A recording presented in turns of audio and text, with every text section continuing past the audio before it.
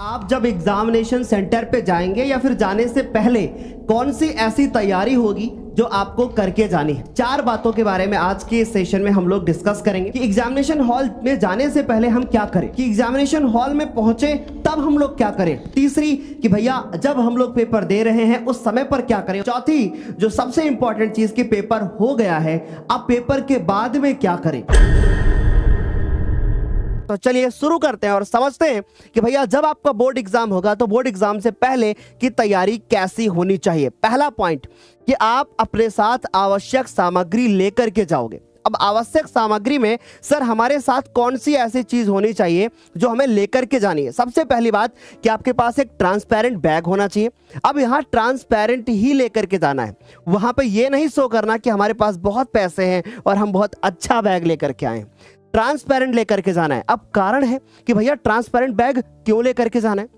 Simple सी बात है, अगर आप ट्रांसपेरेंट बैग लेकर के नहीं जाओगे, बार बार जो कक्ष निरीक्षक होगा वो आपके पास आएगा और आपके बैग को चेक करेगा, या जो भी स्क्वाड आएगी वो जब चेक करेगी बार बार आपके बैग को, तो आपका समय नष्ट होगा। इसलिए सही समय पर सही चीज अगर आपको मिलेगी, अर्थात एक एक बात का पालन करोगे, तो आपको दिक्कत का सामना नहीं करना पड़ेगा। तो ट्रांसपेरेंट बैग ही ले जाना है। अपने साथ कम से कम 3 नीले पेन और 2 काले पेन लेकर के जाना है। भैया इन केस अगर आपका एक पेन खराब हो गया तो दूसरा आपके पास हो, आपको मांगना ना पड़े, फिर वहां कोई देगा नहीं आपको। दूसरी चीज आपके पास एक पटरी होनी चाहिए, आपके पास एक पेंसिल होनी चाहिए, कटर और रबड़ लेकर के भी जाना है। अब बात करते हैं पानी की बोतल। क्या हमारे साथ पानी की बोतल जाती है? हाँ डेफिनेटली जाती है, लेकिन ऐसी बोतल नहीं होनी चाहिए, यानी कि बोतल में भी एक तरफ से दूसरी तरफ दिखाई दे, नहीं तो बार बार आपकी बोतल खोली जाएगी, उसके अंदर कोई पर्ची तो नहीं है, चेक करी जाएगी, आपका समय व्यर्थ होगा और हो सकता है कि कक्ष निरीक्षक आपकी बोतल को आपसे दूर करा दे। तो आप इन बातों का ध्यान रखोगे कि बोतल ऐसी लेकर के जाओगे, यानी 20 रुपए के जो मार्केट में बोतल मिलती है खरीद के लाएंगे और उसका रैपर हटा देंगे। ठीक है, सिंपल सी बात। घड़ी सर, घड़ी कौन सी? अब ये जो घड़ी आप मेरे हाथ में देख रहे हो, ऐसी घड़ी ही लेकर के जानी है।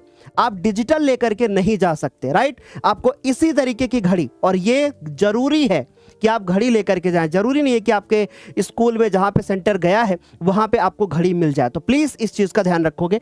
अगले साथ और अपने साथ अन्य अगर और कुछ सामग्री आपको लगती है तो आप लेकर के जा सकते हो, परंतु कोई इलेक्ट्रॉनिक डिवाइस नहीं जाएगी। इतनी सारी चीजें आपके साथ जाएंगी, राइट। आगे बात करते हैं कि परीक्षा का समय, है ना। अभी ध्यान से देखना, ये बहुत इंपॉर्टेंट चीज है कि परीक्षा समय और केंद्र की पुष्टि करें। आपको एडमिट कार्ड मिल गया होगा, आप अपने साथ एडमिट कार्ड जब साथ में लेकर के जाओगे तो इस बात का ध्यान रखोगे कि पहले 1 से 2 दिन पहले जाकर के आपका सेंटर कहाँ पे गया है, कितना दूर है, कितना समय लगता है जाने में, पहले से चेक कर ले तो ज्यादा बेहतर है, राइट। पहले से चेक कर ले तो ज्यादा बेहतर है। यूनिफॉर्म में जाएं सर, या फिर हम घर की कोई अलग से ड्रेस में जा सकते हैं, या आपको स्कूल यूनिफॉर्म में जाना है। सर क्या फायदा है इसका? इसका ये फायदा है कि अगर आप कलर कपड़ों में जाओगे तो आपके कपड़ों से ही मतलब एक तरीके से जज कर लिया जाता है कि भैया ये बच्चा कैसा है, ऐसा होता है एक्चुअली। ठीक, तो आपको ऐसे कपड़े पहनने हैं जो आपके स्कूल की यूनिफॉर्म हो। सर हमारे स्कूल में यूनिफॉर्म नहीं चलती, अगर नहीं चलती तो सिंपल सी बात है, फिर आप घर के कपड़ों में जा सकते हो। आप अवॉइड करो कि बहुत टाइट कपड़े पहनो, ऐसा बिल्कुल मत करो, बहुत ढीले कपड़े पहन करके जाओ। अगर जूते हैं तो आप जूते पहन करके मत जाओ, आप हो सके तो आप जो है स्लीपर्स के साथ में जाओ, क्योंकि बार बार जूते उतरवा करके चेकिंग होगी तो फिर अच्छा नहीं रहेगा। स्लीपर्स के साथ जाओ, बहुत अच्छा लगेगा, राइट। अच्छा, जो लड़कियां हैं ढीले कपड़े पहनकर ही जाएं, है ना। कोशिश करें कि टाइट जीन्स वगैरह ना पहने तो ज्यादा बेहतर है, आपको कंफर्ट फील होगा। आगे बात करते हैं कि भैया तीसरा पॉइंट है कि पर्याप्त नींद लें। अब जब आपका बोर्ड का पेपर हो तो कम से कम 6 से 7 घंटे आप एक दिन पहले आराम से सो लेना, ताकि आपका दिमाग ना थोड़ा रिलैक्स रहेगा, राइट। आगे बात करते हैं मेरे प्यारे बच्चों कि आपको हल्का और पौष्टिक भोजन करना है। हो सके तो आप जूस ले लो, हो सके तो आप थोड़े हल्के भोजन को करो। मीन्स कि आप जो भी भोजन ले बच्चों, वो भोजन आपका बहुत भारी भोजन नहीं होना चाहिए कि आपने बहुत ज्यादा चावल खा लिए, बहुत ज्यादा रोटियां खा ली, थोड़ा हल्का खाइए। इससे क्या होगा कि 2-3 फायदे। पहली बात तो पेट नहीं खराब होगा, दूसरी चीज आपको हल्का फील होगा, अगली ये चीज है कि आपको नींद कम आएगी। ठीक है, तो इस चीज का भी ध्यान रखना है कि भैया आप ज्यादा भारी खा करके ना जाओ। प्लस एक बात और बता देता हूं कि कुछ बच्चे ऐसे होते हैं ना जो बोलते हैं सर हम खा करके ही नहीं जाएंगे। तो भाई ऐसा भी नहीं करना है। कोशिश करें कि परीक्षा के दिन सुबह अगर एक गिलास जूस मिल सकता है तो आप जूस पी करके जाएं, ठीक, और कुछ खा करके जरूर जाएं। खाली पेट रहेंगे तो भूख लगेगी, वैसे आपने देखा होगा क्लास के बीच में हमें बहुत भूख लगती है, राइट। आगे चलते हैं मेरे प्यारे बच्चों कि जल्दी पहुंचे। कोशिश करें कि भाई आपकी परीक्षा जितने बजे भी है उसके 30 मिनट पहले पहुंचे। नहीं सर हम तो 5 मिनट पहले पहुंचेंगे और सीधे एंट्री कर जाएंगे ना, पता नहीं रास्ते में क्या हो जाए, पता नहीं भाई आप टाइम पे पहुंच पाओ कि नहीं, आपको कहीं ट्रैफिक मिल सकता है, हो सकता है कि गाड़ी में कुछ खराब हो जाए। तो भाई ऐसी चीजें बिल्कुल दिमाग में रखो कि अगर ऐसा हुआ तो हमारे पास एटलीस्ट मुझे 30 मिनट एक्स्ट्रा लेकर के चलना है, ताकि घबराए ना। क्योंकि अगर टाइम पे पहुंचोगे ना, पापा थोड़ा सा गाड़ी तेज चलाओ, भैया थोड़ा सा जल्दी चलो, ऐसा नहीं होना चाहिए, राइट। 30 मिनट पहले पहुंचने की कोशिश करें। अगर आपका पेपर 8 बजे है तो आप कोशिश करें कि 7:30 पे पहुंचे, 8:30 बजे है तो अपना कोशिश करें 8 बजे हर हालत में पहुंच जाएं। 30 मिनट पहले पहुंचना ही पहुंचना है, बाकी इससे 1 मिनट भी लेट मत होना। आगे चलते हैं कि परीक्षा हॉल में क्या करें। अब आपको परीक्षा हॉल में आपको पेपर मिलेगा, पेपर को हाथ में लीजिए, एक गहरी लंबी सी सांस लीजिए, आंखें बंद कीजिए और ऐसे हाथ रखिए और बोलिए कि बस मुझे शांत रहना है और चीजों को बहुत अच्छे से लिखना है। तो पहली बात, एक गहरी सांस लें और शांत रहें, घबराएं नहीं, कॉन्फिडेंस बनाए रखें, इधर उधर ज्यादा ताका झाकी मत करें, अपने से मतलब रखें, अपनी चीजों को फॉलो करें। और आज की एक एक बात अगर आपने फॉलो कर ली तो आपको किसी की जरूरत नहीं पड़ेगी, आप अकेले काफी होंगे, आपको कुछ भी इधर उधर नहीं करना पड़ेगा, राइट। तो घबराए ना, आत्मविश्वास बनाए रखें और गहरी लंबी सांस लें। अगली चीज कि प्रश्न पत्र को ध्यान से पढ़ लें और जल्दबाजी में उत्तर ना लिखें। अच्छे से प्रश्न पत्र को पढ़िए और कोशिश करिए कि आप हर प्रश्न के क्रम से आंसर लिखिए, कोई जल्दबाजी ना करें कि भाई फटाफट से मिल गया फटाफट से कर लेते हैं, ठीक है, तो कोई जल्दबाजी नहीं करनी है। दूसरी चीज कि आपको क्रम से उत्तर लिखने का प्रयास करें, इससे क्या होगा, घबराहट कम होगी। सर बहुत सारे लोग बोलते हैं कि जो पहले आए वो करो, नहीं भाई, तुम अच्छे बच्चे हो, तुम टॉपर बच्चे हो, तुम्हें हर प्रश्न को क्रम से करना है सारे पेपर में। क्यों? क्योंकि ऐसे करने का एक फायदा होता है कि आपके अंदर घबराहट नहीं होती कि ये वाला क्वेश्चन कितने बजे करेंगे, ये वाला कितने टाइम बाद करेंगे, कहीं कोई छूट तो नहीं गया है। इन सब से बचने के लिए प्रश्न को आप एक क्रम से करते हुए जाएं। दूसरा फायदा कि जब एग्जामिनर आपकी कॉपी को चेक करेगा ना तो उसे ढूंढना नहीं पड़ेगा, इसमें कितने नंबर दूं, इसमें कितने नंबर दूं। क्रम से रहेगा ना तो बहुत अच्छे से मार्किंग भी होती है, तो इसका एक बेनिफिट होता है। इसलिए मेरा यह मानना है कि आप क्रम से करें, ज्यादा बेहतर होगा। आगे बढ़ते हैं कि हर उत्तर के लिए सही समय का चयन करें। वैसे मैं आप सभी को बिल्कुल बहुत अच्छे से बता दूंगा कि कितने देर में कितने प्रश्न को कर लेना चाहिए, तो ऐसे वीडियोस आपको जरूर मिलेंगे हमारे द्वारा, लेकिन कोशिश करें कि सही आप चयन कर लें समय का, तो ज़्यादा बेहतर है। तो आपका एक टाइम फिक्स हो जाएगा, आप निश्चिंत रहो, मैं इसके ऊपर भी वीडियोस दूंगा आपको। फिर उसके बाद आगे बढ़ते हैं उत्तर लिखने के लिए महत्वपूर्ण टिप्स, यानी कौन सी ऐसे पॉइंट्स है सर जिससे हमारा जो आंसर राइटिंग होता है वो बहुत अच्छा होता है, मीन्स बहुत अच्छे आंसर होते हैं। देखो अच्छी चीज़ कि सबसे पहली बात, लिखावट पढ़ने में आसान होनी चाहिए। सर मेरी सुंदर राइटिंग नहीं है, कोई बात नहीं, आप लिखें, साफ सुथरा लिखें, राइटिंग नहीं देखी जाएगी, साफ सुथरा लिखा हुआ देखा जाएगा। ये नहीं कि आप काटे पीटे, ऐसा मत करें। लिखावट, सर राइटिंग अच्छी नहीं है, कोई बात नहीं, आपको पूरे नंबर मिलेंगे यदि आपकी लिखावट अच्छी मींस नहीं है पर फिर भी सुथरा साफ सुथरा लिखा हुआ है, राइट। अच्छा, परीक्षक को समझने में दिक्कत ना हो, यानी आप काटा पीटी ना करें। अब ना बना रहे हैं तो ना फिर आप अच्छे से बनाएं, का बना रहे हैं तो अच्छे से बनाएं, अक्षर स्पष्ट होने चाहिए, उससे मतलब होता है, ठीक है। बाकी आपको पता ही है डॉक्टर की राइटिंग कैसी होती है, राइट। तो फिर भी एक दूसरा डॉक्टर समझ ले, तो ऐसा होना चाहिए, आपकी राइटिंग अच्छी होनी चाहिए, कम से कम समझ पाए जो परीक्षक हो, मीन्स कि वो अच्छे से देख ले, समझ पाए। अगली बात, मुख्य बिंदुओं को हाईलाइट करें। अब हाईलाइटर का यूज नहीं करना है, बल्कि आपको काले पेन से हाईलाइट करते हुए चलना है, ठीक है। काला नीले के अलावा कोई दूसरा पेन नहीं उपयोग करना है। जहां जरूरी हो वहां मुख्य बिंदुओं को अंडरलाइन भी कर सकते हो। अब ये अंडरलाइन कर लो या फिर काले पेन से लिख लो, एक ही बात है, राइट। आगे चलते हैं कि अनुशासन में रहें। अब ऐसा ना करें कि आप बगल में भी देख रहे हो, इधर भी देख रहे हो, और अगर कोई भी दोस्त आपको परेशान कर रहा है आप उसको अवॉइड करो, बोलो ही मत, अपने चीजों पे ध्यान दो, इधर उधर ताका झाकी बिल्कुल मत करो, इससे आपका टाइम वेस्ट होगा। एग्जामिनर आपको जो कक्ष निरीक्षक होगा सॉरी, वो बार बार आपको इधर उधर बिठाएगा, इससे प्रॉब्लम होगा, राइट। तो उसके बाद है उत्तर पुस्तिका में अनावश्यक चीजें ना लिखें, यानी कोई फालतू की चीज मत लिखो, ठीक है, इस चीज का प्लीज ध्यान रखना। अगला बात, गणितीय और वैज्ञानिक प्रश्नों में चरणबद्ध उत्तर लिखें। जैसे मैं गणित के प्रश्न कराता हूं तो जिस स्टेप में मैं लिखता हुआ आता हूं बिल्कुल वैसे ही लिख करके आना है, मैं बिल्कुल वैसे ही कराता हूं। और विज्ञान में भी आपको ऐसा ही करना है, राइट। तो गणना और प्रक्रिया स्पष्ट होनी चाहिए। जहां भी हो सके वहां आप चित्र बना करके आओ, है ना। आपको लगता है कि चित्र बनाने की जरूरत है तो डेफिनेटली आप चित्र बना करके आओ। साफ सुथरा इस तरीके से आप लिखो जैसे कि आपको यहाँ पे दिखाई दे रहा है। ये लिखने का आपको एक सही तरीका दिख रहा है, आप ध्यान से देखोगे तो ये आपको लिखने का एक सही तरीका दिख रहा है। इसी क्रम में आपको लिखना है। बाकी हिंदी की कॉपी कैसे लिखें इसके वीडियोस आपको चैनल पे मिल जाएंगे, मैथ की कॉपी कैसे लिखें ये भी। अगली बात, अगर आपका मान लीजिए कि OMR सीट है, ठीक है, OMR सीट में गोला आपको ऐसा नहीं कि आपने ये गोला ऐसे छोड़ दिया काला करके, आपको स्पष्ट रूप से कैसे काला करना है मैं आपको बताता हूं कैसे काला करना है।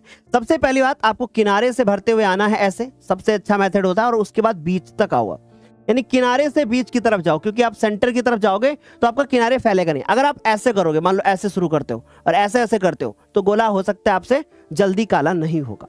इसलिए कोशिश करें, जो मैंने आपको ट्रिक बताई है, ऐसे ये सब ट्रिक्स ना बहुत कम मिलती हैं कि आप पहले किनारे कर लें एक ऐसे, और फिर उसके बाद आप तेजी से पकड़ोगे तो आपका गोला जो है खराब नहीं होगा, राइट। आ रही मेरी बात समझे। अगली बात कि आपने एक गोला काला कर दिया, अब आपको लग रहा है अरे नहीं सी की जगह पे बी था, लाओ इसको काट देते हैं। तो भाई ये जो OMR होती है ना, ये मशीन के द्वारा चेक होती है, तो प्लीज इस चीज का ध्यान रखना, ठीक है, कि मशीन के द्वारा चेक होती है। घबराना मत, एक में 2 गोला काला मत करना। अच्छा ठीक है सर, मान लीजिए कि आपको पता चल गया, सर मान लीजिए मुझे पता चल गया कि इस दूसरे का आंसर C नहीं है B है, तो भी आप B नहीं करोगे, आप इसको ऐसे ही छोड़ दो। हो सकता है कि आप B सोच रहे हो और B ना होकर के वो C ही हो, तो नंबर चले जाएं, उससे बेहतर है कि C ही पढ़ा रहे हैं, तो जाना तो वैसे भी है।